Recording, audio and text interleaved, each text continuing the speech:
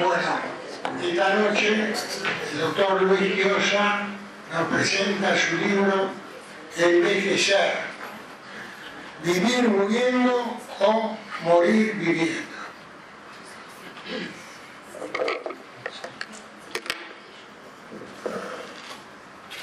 Bueno, les voy a comentar algunas cosas para que podamos conversar sobre el tema. Lo primero que les voy a mencionar es la dedicatoria del libro. Dice así: a mi padre, que una vez cuando escribí una poesía basada en un lema de la Confederación Hanseática que Freud tomó, que se llama Navegar es necesario, vivir no. Cuando yo escribí esa poesía, mi padre me dijo: no te confundas, podrás sentirte viejo, pero yo soy viejo y la diferencia es enorme. Como ustedes comprenderán, en ese entonces no lo creí. Pero bueno, ahora comprendo lo que me dijo. Fíjense que, en realidad, vamos a hablar de dos temas. Uno es la vejez, y el otro tema es envejecer, que no es exactamente lo mismo que ser viejo. Es decir, que es un proceso. Hay distintas edades, cada uno tiene lo suyo, y una dificultad grande para comunicarse y conversar sobre el tema es que tenemos que hablar desde distintas edades y obviamente cada uno comprenderá, como es natural, las mismas palabras con distintos matices. Es muy interesante tener en cuenta que la edad anterior a la edad de la vejez es la edad que se llama climaterio, que es la edad que, diríamos, transcurre más o menos en lo que se llama la tercera edad, la senectud, que es la vejez, diríamos, aparece, por así decir, de los 70 para arriba, comienza. Las edades son muy relativas, porque no todas las personas las viven en la misma edad cronológica, pero bueno, más o menos será entre de los 70 para arriba, ahí comienza la vejez, y diríamos, y de los 50, 55 para arriba es la edad del climaterio. ¿Por qué vale la pena hablar del climaterio? Bueno, porque el climaterio es una edad que, digamos, es bastante shocking, el climaterio. El climaterio, diríamos, para que nos entendamos bien, también se lo podría llamar la segunda adolescencia, ¿no? La primera adolescencia es pasar, diríamos, de un poquito después de la pubertad a la juventud, y la segunda adolescencia es pasar de la edad adulta a, diríamos, a esta especie de declinación de las funciones que se llama climaterio. Y bueno, cada época tiene lo suyo, cada época implica sustituir funciones, y una cosa también muy importante para decir es que con la edad la velocidad con la cual hay que sustituir aumenta.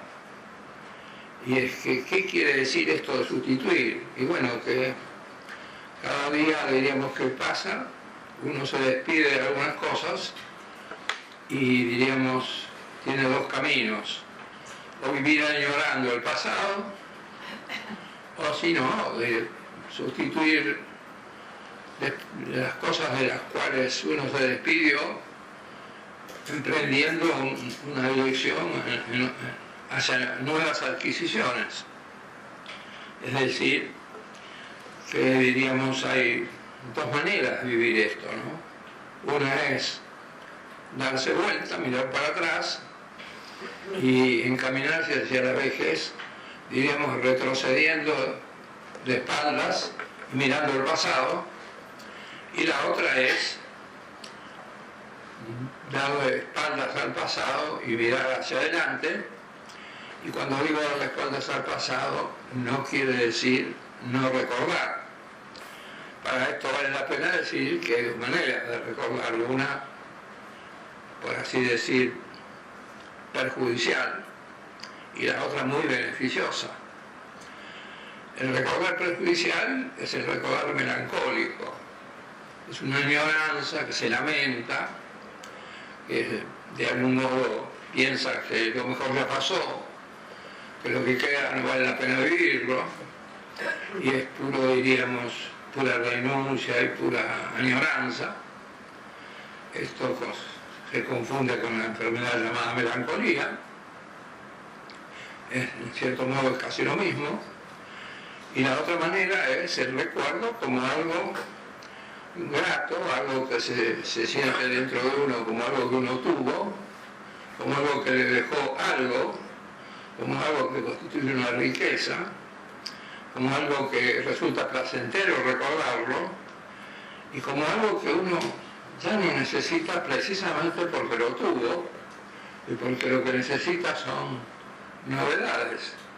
Tal vez a ustedes les resulte un poco extraño que uno hable en la vejez de novedades, pero realmente, sin duda, existen novedades, depende de cómo uno logre vivir. Una cosa muy importante, dicho sea de paso, es el tema de la importancia que se pone en el descansar, la importancia que se pone en el distraerse, la importancia que se pone en esa situación tan idealizada que se llama vacación.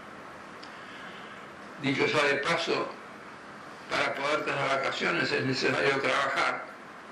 Si uno no trabaja no puede tener vacaciones, porque su vida es una eterna vacación, y una eterna vacación es algo muy diferente a lo que se llama realmente vacación. Esto tiene que ver con otro tema importantísimo, es el tema de la jubilación. Piensen ustedes que jubilación es una palabra pariente de la palabra jubileo, quiere decir que la fantasía de la jubilación es la fantasía del eterno bienestar, la fantasía de que la vida jubilada es una vida feliz, pero, oh casualidad, es la edad, la edad de la jubilación es la edad de la enfermedad. Se suele decir que mala suerte, justo ahora se acaba de jubilar, ahora que podía disfrutar, se viene a enfermar. Bueno, esto es, ya que hablamos del tema, no quiero dejar de mencionar lo que se llama turismo. También es un tema muy idealizado. La prueba de los malos entendidos que hay con el turismo surge en cuanto analizamos un poco qué quiere decir turismo. Turismo viene de tour. Tour significa un periplo en donde se va a un lugar y se vuelve al lugar de donde se salió. Y oh casualidad, es el lugar de donde se salió para hacer turismo y al cual se vuelve es nada más ni nada menos que el centro de la vida de uno. Es decir, que el turismo es un viaje con retorno, y el retorno saludable es volver a lo que es el centro de la vida de uno, que es el centro de la actividad, el centro que le da sentido a la vida, el lugar en donde uno se siente, por así decir, haciendo cosas buenas. Bueno, y otra cosa importante para decir es esta diferencia entre vivir muriendo o morir viviendo. Fíjense ustedes, no es lo mismo vivir muriendo que morir viviendo, ¿no? La fuerza está en el gerundio.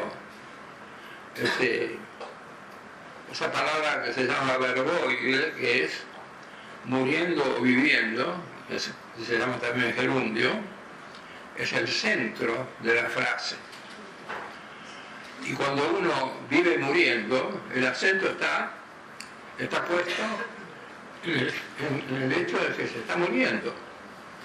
Es decir, ¿qué es vivir muriendo sino intentando luchar contra la adversidad en una especie de pelea con la vida, dentro del malestar, el mal humor y el sentimiento de que lo que de veras está sucediendo, lo que yo acentúo, es el hecho de que me estoy muriendo?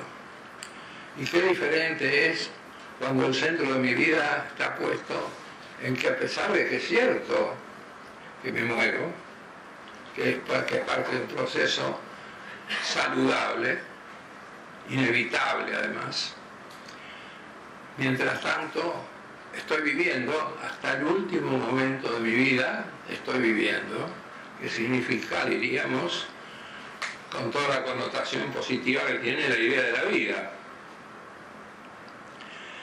Y una característica importantísima, que es cierta toda la vida, pero que cobra mayor importancia en los momentos en donde ya aparece esta etapa que es la senectud, en la cual uno continuamente envejece, es esta cuestión de que uno tiene que ir renunciando a cosas que ya no puede hacer.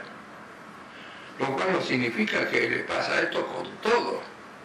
Significa que quedan muchas cosas que puede hacer. Y esto es otra manera de decirlo, es decir, que uno se ve forzado a sustituir muchas cosas que antes hacía y ahora no puede hacer, sustituirlas por otras que sí puede hacer y que de alguna manera, otra vez, hacen que uno se sienta viviendo.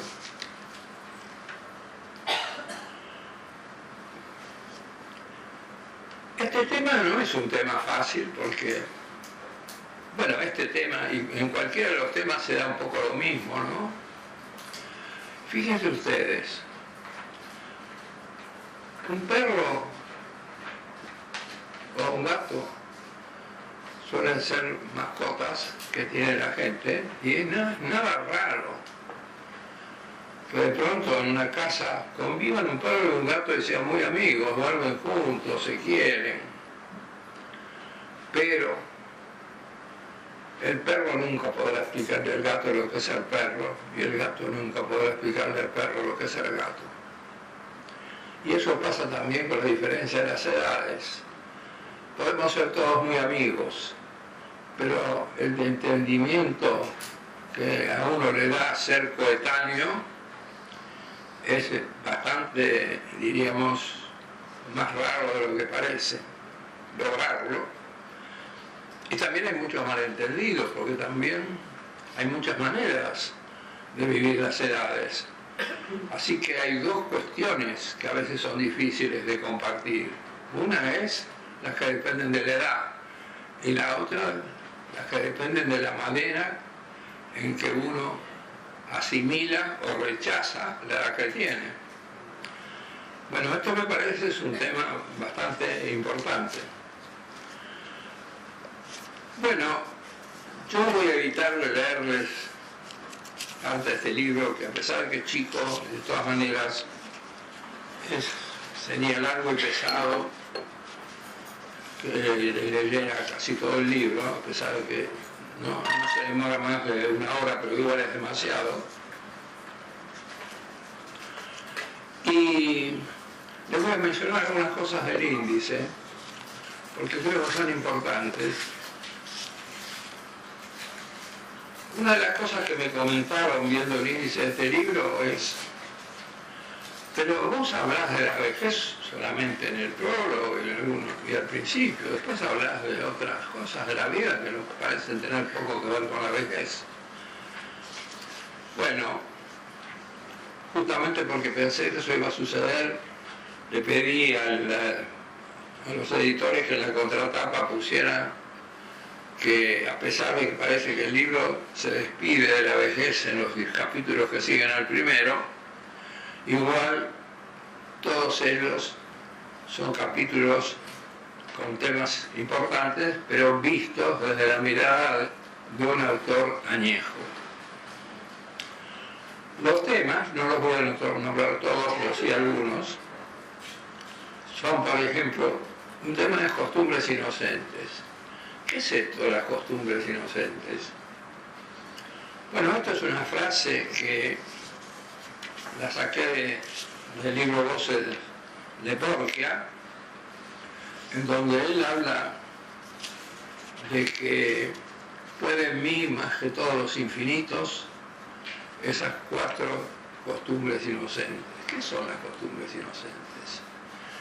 Y bueno, son esas cosas que parecen ser tan poco importantes como el café de la mañana.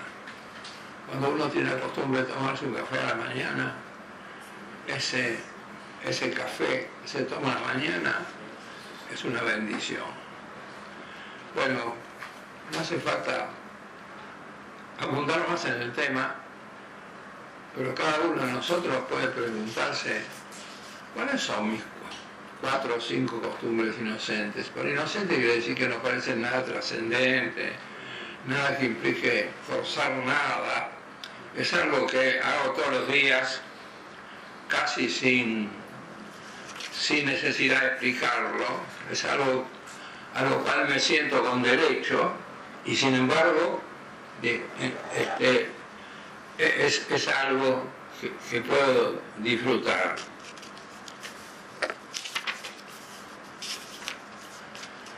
Les voy a pedir un minuto de tiempo porque tengo que cambiarme los audífonos porque se han gastado las pilas.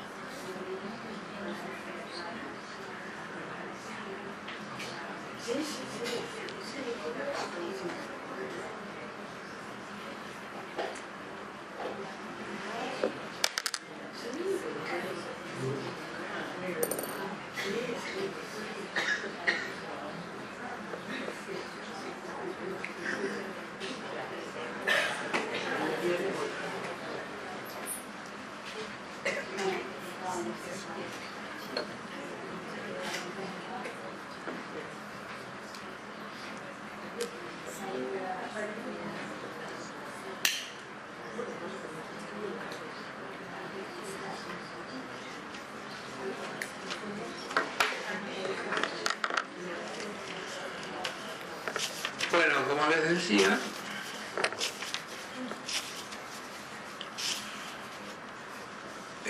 este de las costumbres inocentes es un tema más importante de lo que parece. Otro tema importante es la diferencia. La mejor manera de decirlo es contar el episodio de un anciano que le pregunta cuántos años tiene y dice, creo que 5, dice. Y como es un anciano evidentemente anciano, El interlocutor lo mira extrañado, ¿cómo 5? Dice. Entonces el viejo contesta, usted me preguntó cuántos años tengo, no cuántos años tuve. Y esto es muy importante, no confundir los años que uno tuvo con los años que uno tiene. Y a medida que transcurre la vida, se va pasando como si fuera de un recipiente al otro, y uno, diríamos, empieza a darse cuenta que tiene que vivir, diríamos, en un tiempo que es el tiempo de los años que tiene, no el tiempo de los años que tuvo. Lo cual no significa que los años que tuvo no le hayan dejado algo, pero eso es lo que los años le dejaron, no es lo que los años le van a dar. Otro tema muy importante es el tema de las sorpresas. Como dije, el climaterio es una edad tan importante en donde se presenta por primera vez algunas renuncias importantes. Diremos en los tiempos de reacción, en la agilidad, en la forma en que se maneja el auto, en muchas cosas. Y esto que es el climaterio, todo el mundo en general lo que más subraya es, diríamos, una cierta merma de la necesidad de la frecuencia de la vida genital, pero fundamentalmente lo importante es que aparece como algo que tiene el aspecto de una transformación en el ritmo de la vida. Y entonces, frente a esta transformación, aparece una especie, a veces, de terquedad, de lucha, diríamos de protesta, en la cual es bastante frecuente quedarse atrapado, y muchas veces sucede que atrapado en esa lucha con los cambios de ritmo del climaterio, esta lucha tan, diríamos, enconada, hace que de pronto llegue la senectud y a uno va a darle de sorpresa. Es decir, porque estaba entretenido, diríamos, todavía en protestar y pelearse con el climaterio. Bueno, a mí me parece que esto es muy importante. Hay una película muy linda que se llama Elegía, que comienza con el actor principal que está frente a una ventana y cita dos frases. Una de Bette Davis, en la cual Bette Davis dice, entre paréntesis, el actor está, por así decir, justo, digamos, en la parte, en el meollo del climaterio, ¿no? Y entonces recuerda que aparece ahí también el fantasma de la vejez, y entonces recuerda que Bette Davis dijo, la vejez no es para cobardes. Y después cita la frase de Tolstoy, es más linda todavía, ¿no? Tolstoy dice, la vejez es una de las cosas que más sorprende al ser humano, es decir, es una sorpresa. Y a mí me parece que esto es muy importante tenerlo en cuenta, ¿no? Porque esta sorpresa, que es muy conmovedora, porque de alguna manera suceden cosas que uno no imaginaba, vuelvo a lo que me decía mi padre, la diferencia es enorme entre lo que vos te imaginás y yo que lo estoy viviendo, y no es como yo mismo me imaginaba, eso es lo que me quería decir. Esto no significa que porque es sorprendente es necesariamente calamitosa.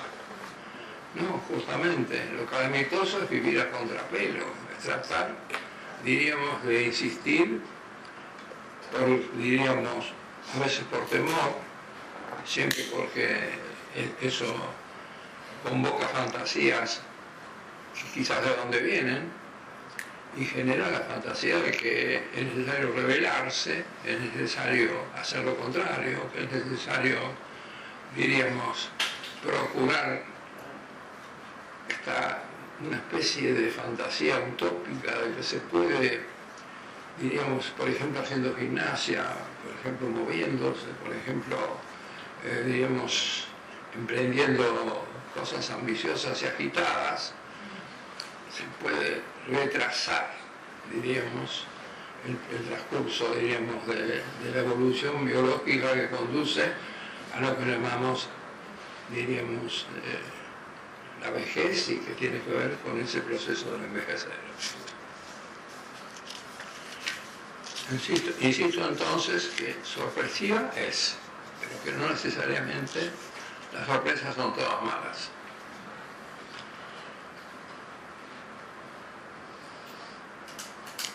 Bueno, después hay otros capítulos que, si bien no digo que sean despreciables, pero no tienen la misma fuerza como el aspecto del hombre de la calle, que es lo que todos los hombres tenemos, todos los seres humanos tenemos en común.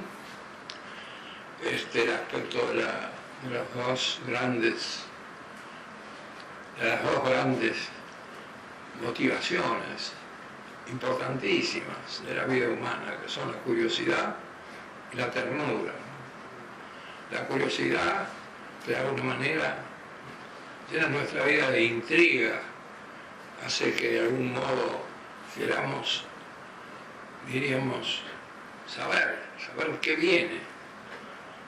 Es decir, y la ternura que de alguna manera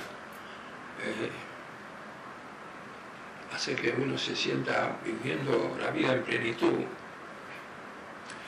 Pero lo más importante de estos dos términos, curiosidad y ternura, que tienen muchos antónimos, lo más importante son dos antónimos de curiosidad y ternura, que en sí mismos son, la palabra que uso acá es monstruosos, quizás sea exagerada, pero cuando les ponga, diríamos, les diga cuáles son, probablemente ustedes dirán que si no son monstruosos están muy cerca, ¿no?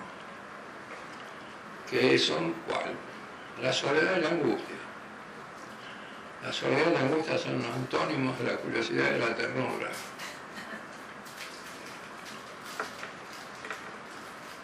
Como dijo Edinburgh, la curiosidad mató al gato, pero valió la pena. Bueno, la soledad es un afecto muy curioso, porque en cada uno de nosotros siente que tiene este pedacito de soledad, un pedacito o pedazote, que de alguna manera es un sufrimiento, genera una sensación de carencia, pero al mismo tiempo paradojal, porque todos sabemos lo que es sentirse solo. Lo sabemos, y lo sabemos porque todos nos sentimos solos en algún momento. Y entonces fíjense qué paradoja. Todos, absolutamente todos, sabemos lo que es la soledad, de manera que esa soledad por la cual nos sentimos solos es una de las cosas que tenemos todos en común, es una de las cosas que nos hermana. Es decir, que de alguna manera es paradojal que la soledad es lo que nos hace a todos, en un sentido, por así decir, permite que podamos entendernos y comprendernos. Y con la angustia pasa algo parecido. No puedo dejar de mencionar algo que muy pocas veces se dice con respecto a la angustia, ¿no? Que la angustia es una elección que uno hace, diríamos, porque en el fondo contiene una trampa. Uno se angustia porque quiere evitar lo inevitable. uno se angustia porque no quiere resignar algo que tiene que perder. Es decir, la angustia es no querer soltar algo que ya no se puede retener, y por eso la angustia nunca tiene nombre. Se diferencia del miedo. El miedo es algo conocido, y cuando eso conocido es un sustituto, es una fobia. Es decir, la fobia a los espacios cerrados, a los espacios abiertos, a determinados animales. Una forma más corporal de la fobia es la alergia, que puede ser la alergia al polen o la alergia, diríamos, al pelo del gato o a cualquier otra cosa. Entonces, también con el caso de la angustia, la cuestión es muy interesante, porque pocas veces, en los momentos en que uno se angustia, tiene consciente que se angustia porque no quiere soltar algo que no puede retener.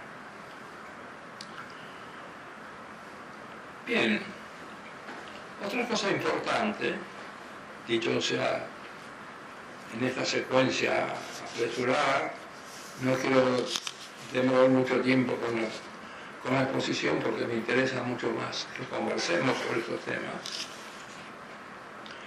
La cuestión, he hablado de la importancia y la riqueza que son los recuerdos, pero es muy importante que al lado de los recuerdos también están los proyectos.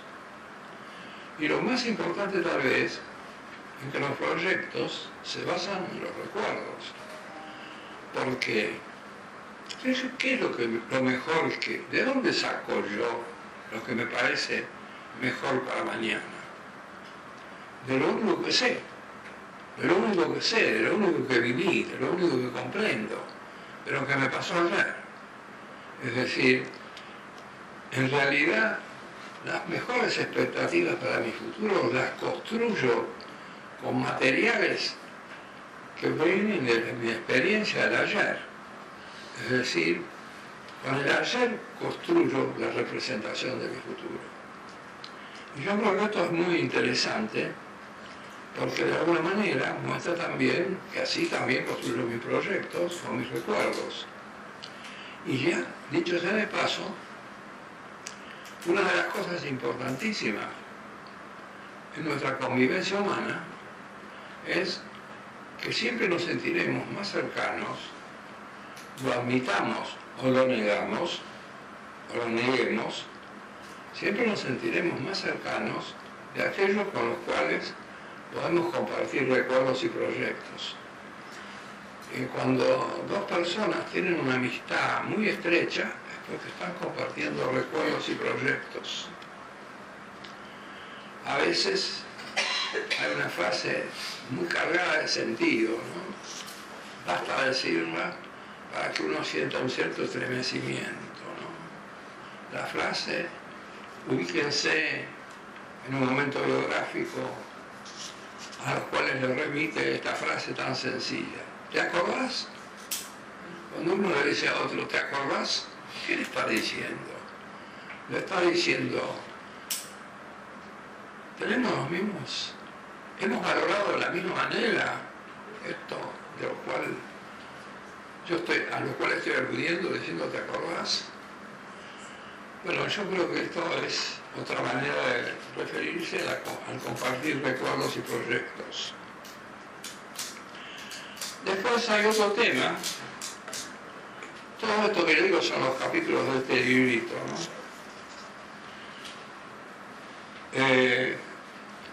En el capítulo 10 dice lo que las cosas son y lo que dicen. Esto es importantísimo. Porque los analistas tenemos una especie de formación profesional. Nos pasamos la vida tratando de interpretar lo que las cosas dicen. Y a veces, por ver lo que las cosas dicen, no somos capaces de ver lo que las cosas son. Salirnos del consultorio cuando entramos en familia. Salirnos de... Tal vez eso quede más claro si les digo un ejemplo humorístico, ¿no? Los analistas se encuentran bajando en el ascensor cada uno tiene su consultorio en un piso diferente, y uno le dice al otro buen día, y el otro se pregunta, ¿qué me habrá querido decir? Bueno, esto es un ejemplo burdo de lo que las cosas significan o lo que las cosas son.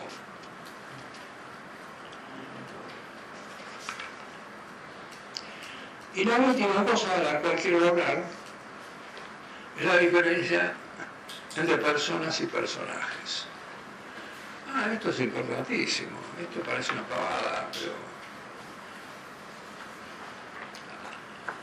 solamente encuentro una cosa de semejante peso cuando vemos la diferencia que hay entre la subsistencia y la persistencia. Imagínense un niño que hace un castillo de arena en la playa, juntando en la arena, clava una banderita y arma un castillo. Ese castillo que él arma va a durar muy poco porque evidentemente crece el mar y se lo lleva. Pero el niño tiene dentro de su mente un castillo soñado que él puso ahí. Hay una diferencia entre el castillo soñado y el castillo ejecutado, el castillo, por así decir, material. Y esta diferencia es la persistencia. El castillo soñado es prácticamente inmortal y además transmisible. El castillo materializado sí es importante, sin duda, pero no es duradero. Y la misma relación entre el castillo soñado y el castillo materializado existe entre las personas y los personajes.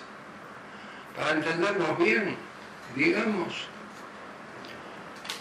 que Cervantes es una persona, pero Don Quijote es un personaje. ¿Y cuál creen ustedes que tiene más duración? ¿Cuál es el inmortal? ¿Cervantes o Don Quijote? Y si lo quieren ver de manera más simpática y cotidiana, ¿quién tiene más persistencia? ¿Quino o Mafalda? ¿Quién es? Diríamos, lo que a ustedes les llega al corazón. ¿Quino o Mafalda? Bueno, esto es interesantísimo. Con esto termino mi exposición para que podamos conversar. Fíjense ustedes, Freud no psicoanalizó ni a Edipo,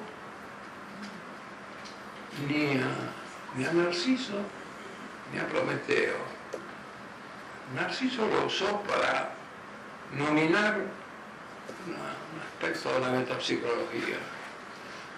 A Edipo para referirse a la sexualidad infantil. Y diríamos, y a Prometeo un poco más cuando habló de la conquista del fuego. Freud, el que psicoanalizó fue a Leonardo da Vinci.